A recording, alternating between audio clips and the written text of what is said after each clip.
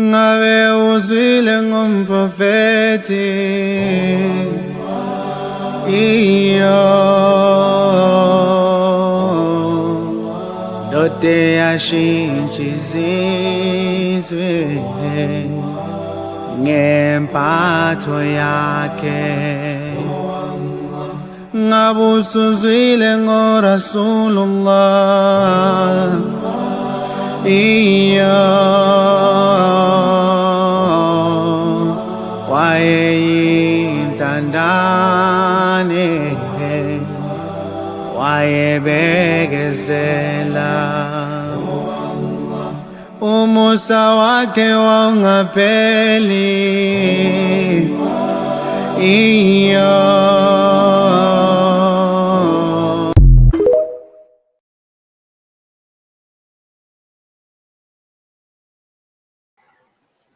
Alhamdulillah, there was a beautiful nasheed by Hassan Swane, dedicated to the Prophet sallallahu alaihi wasallam.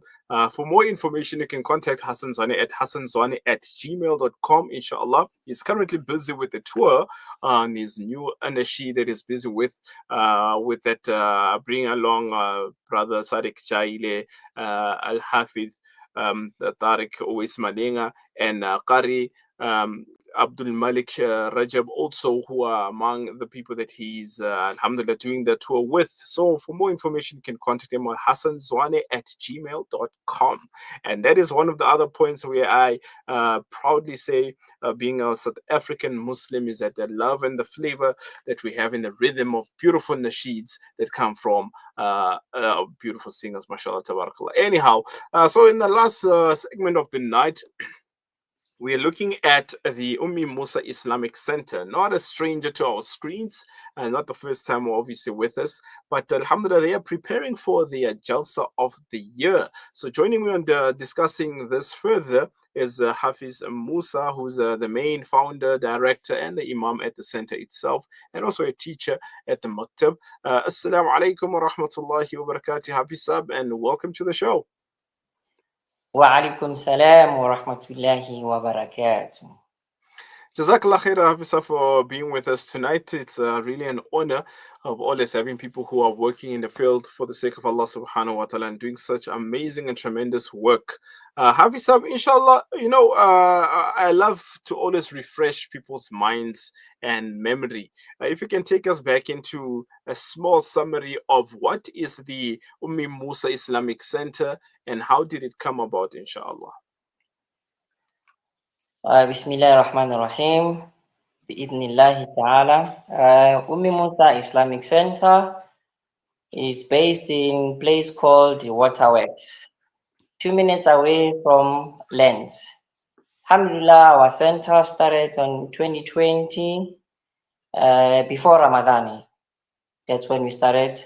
So how did we come up with a plan to open up a center? It's because of Waterworks is not far from Lens. So actually they can hear Adhan from that side. So it was Asr time, and then people, like, Adhan was going on. So some non-Muslims, they started dancing, and then it touched my heart, like, you know what? I asked them, why are they dancing? Then they said that they're dancing to this Islamic song. So it touched my heart. I said, you know what? We need to put up a center here so that we can educate them. And alhamdulillah, we are familiar with the language, so we're able to give dawah and explain what is the meaning of the adhani. So Islam is well known now in Waterworks. Subhanallah. It's quite interesting when you were saying that they were calling it the songs of the Muslims. And there's actually a brother of ours, a friend of mine, Imran Khan, who does this exactly thing, that he teaches people the adhan in the different languages so that they know what it means and uses that as a way of giving da'wah. And these are simple steps and simple things of how we can actually use simple things and that people know to educate them more about Islam. Now, Hafiz, since then, now when you started in 2020 until now, you have now a madrasa, you have programs that you've been busy with, and some feeding programs, etc. Inshallah, if you can take us more into that as to, for example, how many kids you got that come through the madrasa daily, and what other programs does the Moosa Islamic Center take part in? Okay. Bismillah. First and foremost, I would like to thank my colleagues that have been working so hard. May Allah subhanahu wa ta'ala bless them. Brother Zuze and Apa Famida Musa and Apa Latifa and Lufu. May Allah bless them so much. They've been putting so much work there at our center, not forgetting myself also. So, Alhamdulillah, we've got 120 revet class that takes on Wednesday and Fridays. And also we've got 62 students. Amongst those 62 students are boys and girls from the age of 5 to 23. The oldest, she's 23. Alhamdulillah, she just finished her education by UJ, the one here in Soweto. MashaAllah. So we do feeding, and also last year we had our taraweh, and we did also itikaf, and we also send the old ladies to go and study like sewing, cooking, computer. So we have about 10 graduates. Some, alhamdulillah, they are working around here in lands at pep store. Some they're working at restaurant. Alhamdulillah, we are doing well with the help of Allah. Alhamdulillah. And Habisab is interesting. This is exactly what we envision when we see an Islamic center in the township. A place whereby people are going to not only learn about deen, but also learn anything else that has to help them live a life. I mean, you're saying ladies who learned how to do sewing and other skills, which are the computer skills, etc. And those are skills whereby they can go and look for jobs or even start their own businesses, mashallah. And these are things that we really need instead of I think another thing we need to discuss at a bigger stage is to take out the begging mentality, because I've seen it many times myself personally in the township, whereby a person, when they embrace deen, then they feel that, ah, you know what, everything's going to be done for me, let me just sit and relax. So that exactly what you guys are doing at your center is what we need, encouraging people to do more. And it's obviously what we're facing now with the unemployment rate at the moment, and seeing the economy how it's looking, things are not looking well. But having such programs like yours really does give us that sense of encouragement. Wuti, there is hope, inshallah, and there is a way that we can now see light, inshallah ta'ala. Now, Habisab, inshallah, let's get into the talk regarding the Jalsa, inshallah. If you can give us more details about when it's taking place, where, etc., and the times, so that people are clued up on what's happening, inshallah.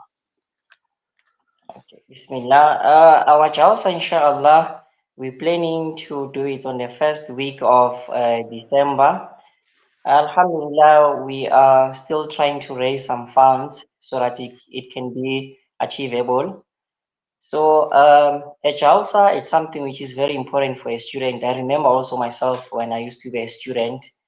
Yeah, we used to wait for a Jalsa where we're going to get our certificates and we're going to get some gifts and we're going to have some nice food, alhamdulillah, on Jalsa, you know what I mean? So, inshallah, the date is not yet finalized because we are still raising the fund, but very soon, inshallah, we will announce the date so that whoever wants to come can come and join us, inshallah. Inshallah, most definitely. And inshallah, Hafiz, are we speaking about raising funds, inshallah? So, what specifically would are you looking at, and what are these funds going to be catering for? Just trying to also try and display your banking details for those, inshallah, who will be willing to assist in that concept. Inshallah, if you can let us know more about those funds, what are they for, and plus minus, what are we looking at?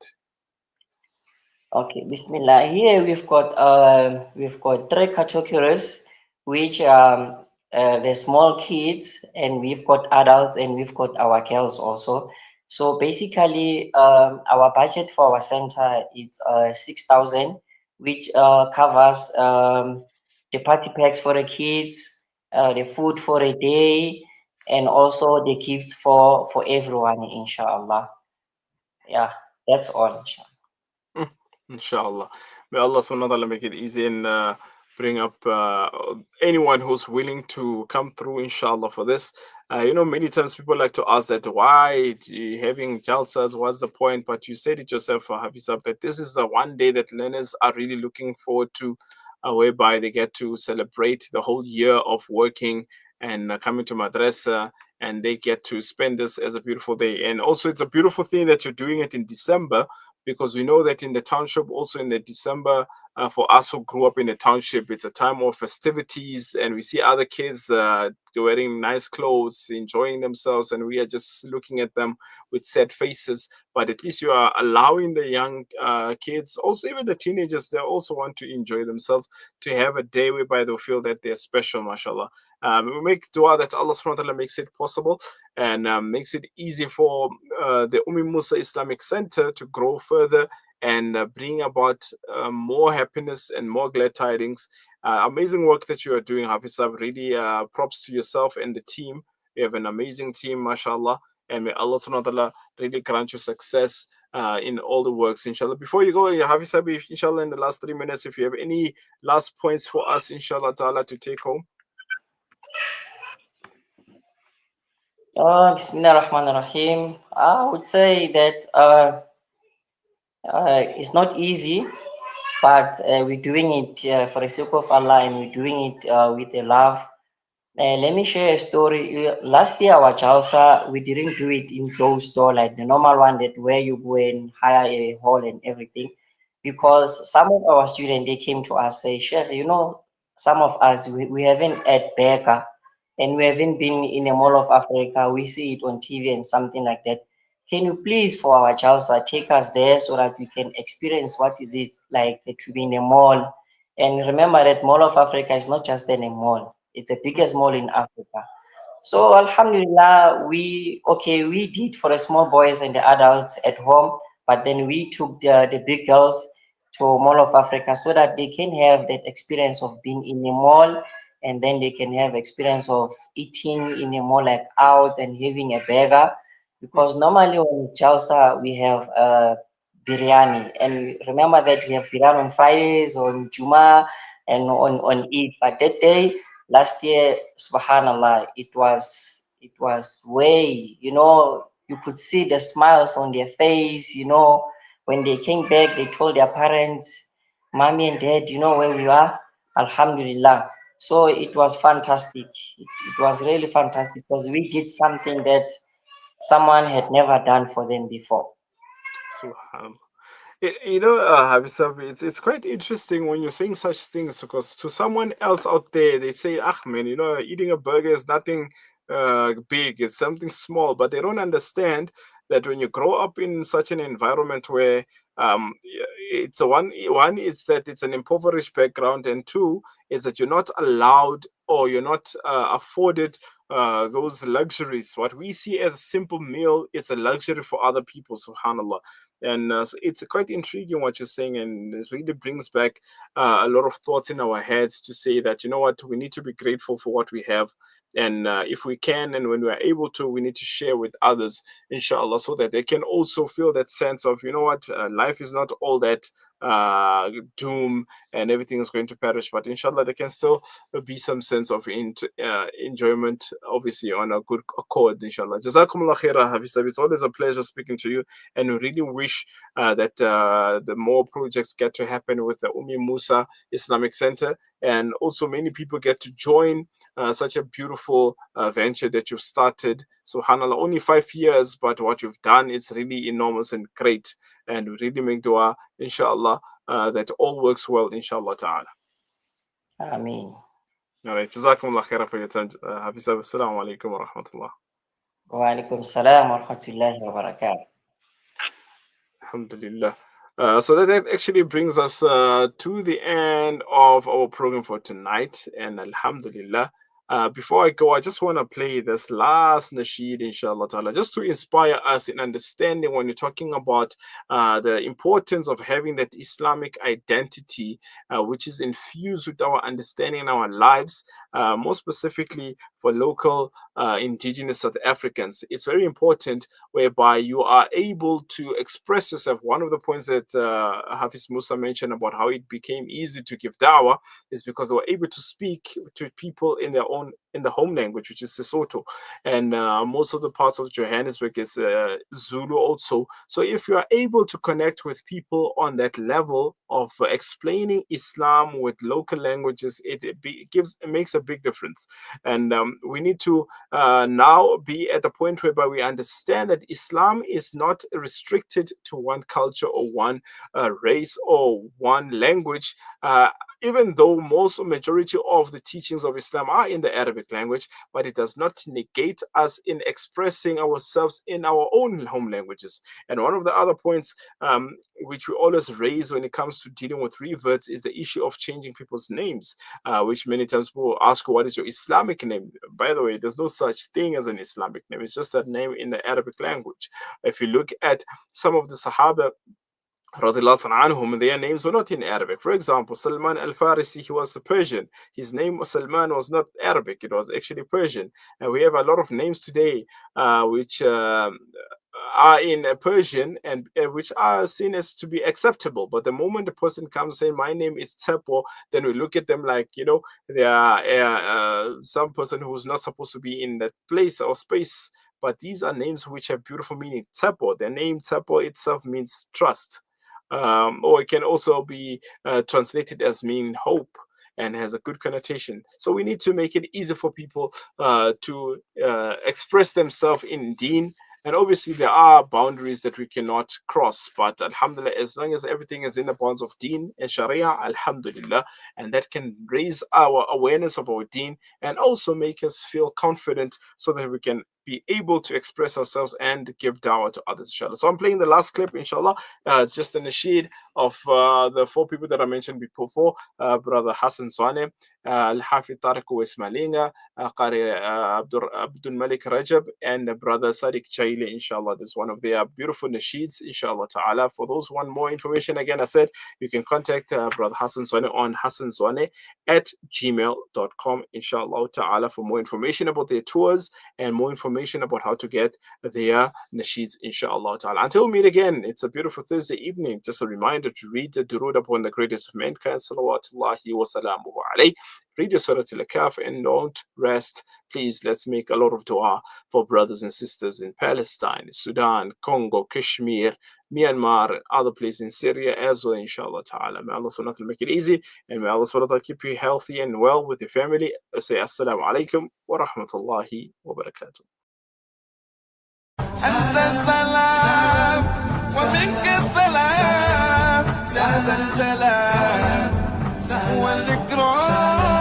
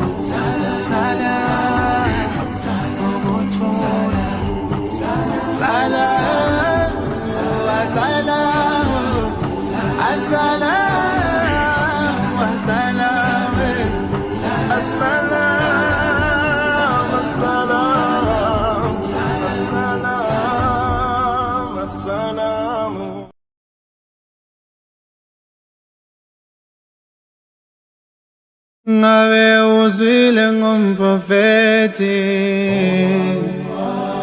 iyo dote yashintsha izizwe ngempatho yakhe.